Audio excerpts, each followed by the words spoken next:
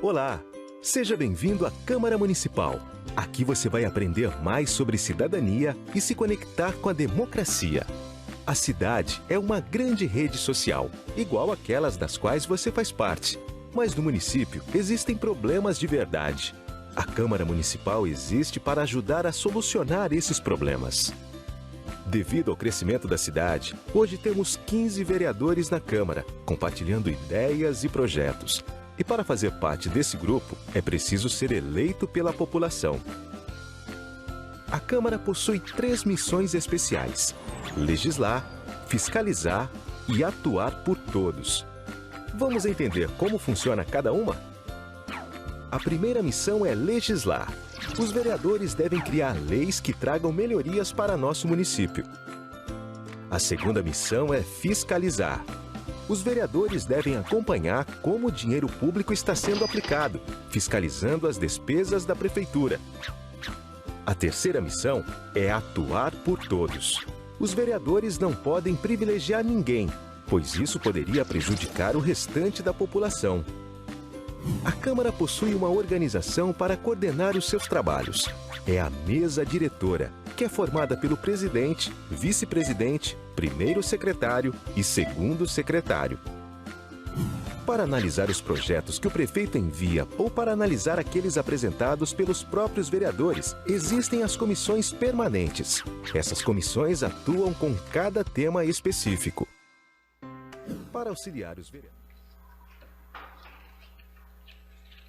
Os trabalhadores do setor de transporte escolar, fretamento e a Associação de Transporte Escolar de Poços de Caldas encaminharam a esta Casa de Leis, cópia de 2 ofícios protocolados para o Poder Executivo Municipal, solicitando a concessão de auxílio emergencial diante da crise causada pelo Covid-19. Como a pandemia afetou drasticamente o meio de subsistência dos profissionais que atuam no transporte escolar, a solicitação formulada por eles e encaminhada ao Executivo vai no sentido de buscar medidas que possam permitir a viabilidade de auxílio financeiro emergencial para a classe. Diante da suspensão das aulas da rede pública e particular, a classe torna-se uma das mais prejudicadas, inclusive poderá vir a ser uma das últimas a retornar às suas atividades normais, pois a reabertura parcial do comércio, da indústria e demais setores da economia não atingem diretamente os trabalhadores no transporte escolar e fretamento. Solidário à questão oficiada, este vereador, utilizando-se de suas atribuições constitucionais, questiona: 1. Houve algum estudo por parte do município para que possa atender às solicitações formuladas pela classe? 2. Há algum estudo no sentido de amenizar os prejuízos causados pela pandemia da Covid-19 a estes trabalhadores? 3. Existe alguma articulação por parte do município no sentido de atender e ouvir a categoria para que seja possível encontrar caminhos e soluções? 4.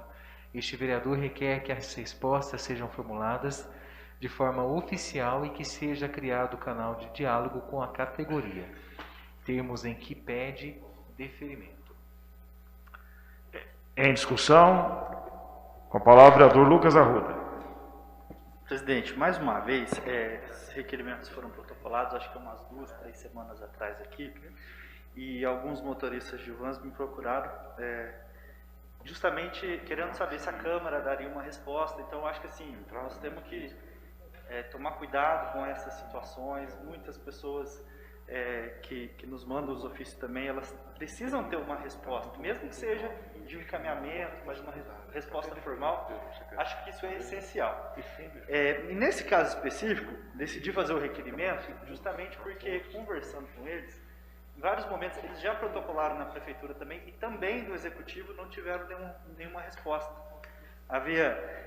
De fato nós sabemos, é difícil, a situação financeira é complicada e a prefeitura não vai longe da gente imaginar que a prefeitura vai resolver o problema de todo mundo. Mas, mais uma vez, é importante que o executivo, que o poder público do município abra uma linha de diálogo com todas as categorias.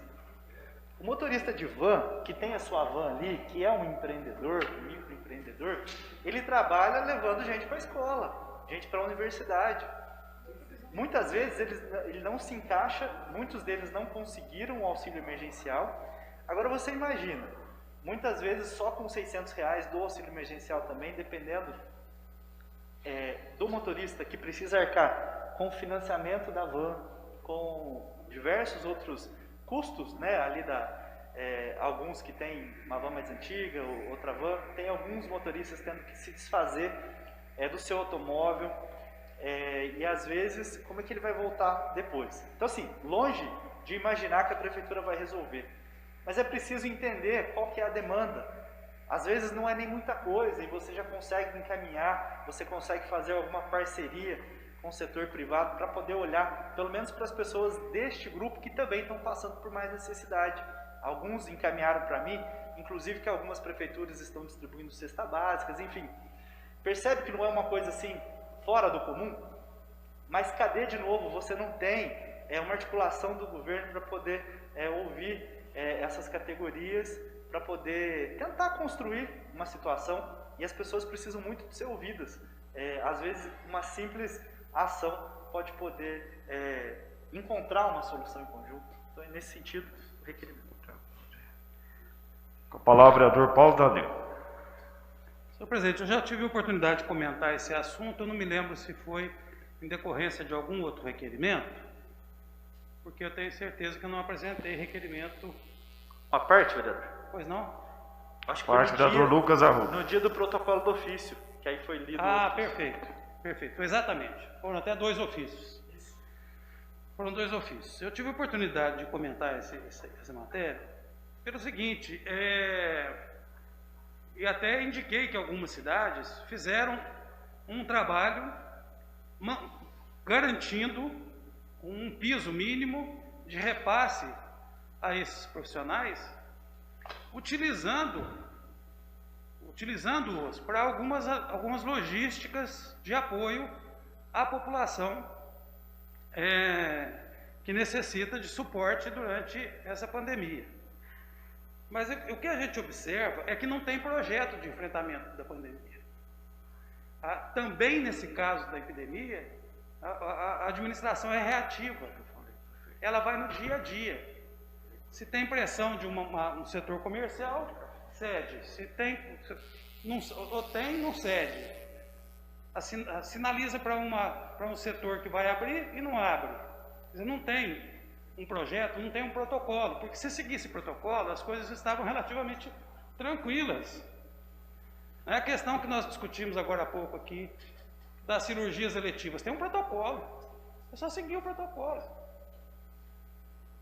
Então, como não tem um projeto, quando você fala, dá para manter a merenda escolar para as crianças na escola? Não tem logística. Mas tem dezenas de vans paradas,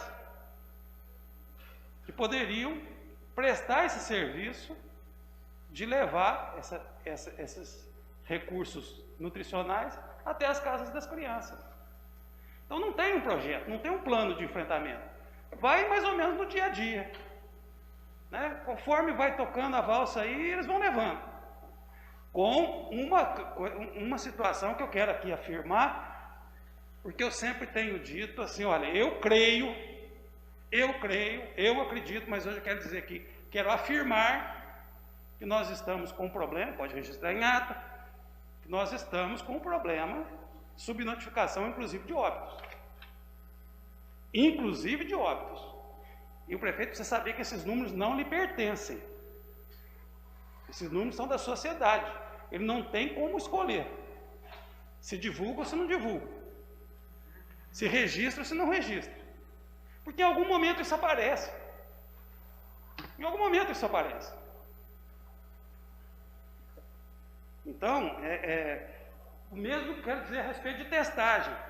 E aí eu já não posso afirmar, porque eu estou buscando uma comprovação de que algumas entidades e mesmo algumas empresas que estavam tentando testar os seus funcionários receberam uma recomendação de esperar mais um pouco. Então, essa questão de manipular número, isso é crime. Isso é crime. e tem a ver com essa ausência de um projeto de enfrentamento da doença. Essa questão do transporte escolar é fácil de resolver. É evidente que você fala assim, tem dinheiro para pagar 50% do contrato? Não tem dinheiro para pagar 50% do contrato.